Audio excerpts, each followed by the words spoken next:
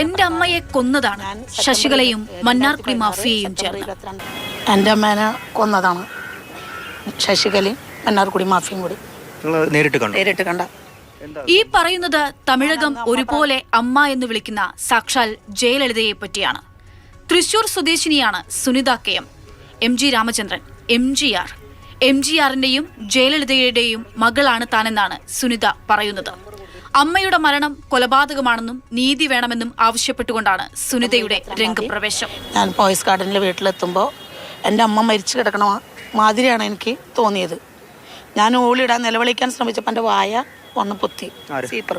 അപ്പം അമ്മയുടെ കൂടെ അവിടെ അമ്മയുടെ ബോഡി ഗാർഡ്സും കുറച്ച് പേര് നിന്നിരുന്നു.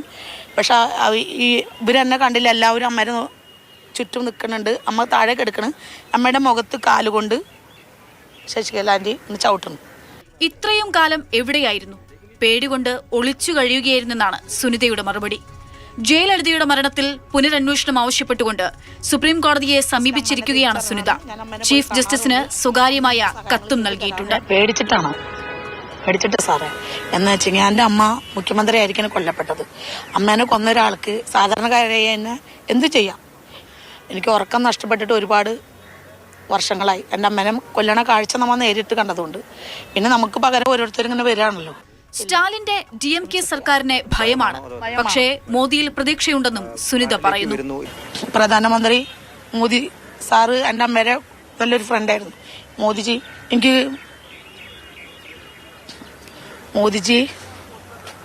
നീതി പേടിച്ചു തരും.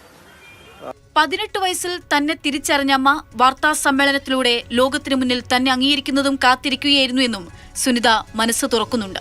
18 വയസ്സിൽ അമ്മ എന്നെ തിരിച്ചറിഞ്ഞാണ്. ഞാൻ അമ്മേനെ പോയി കാണാറുണ്ട്. അമ്മ എനിക്ക് സഹായങ്ങൾ ചെയ്തു തരാറുണ്ട്. അമ്മ എന്നോട് വരാൻ പറഞ്ഞ പ്രകാരമാണ് വന്നത്.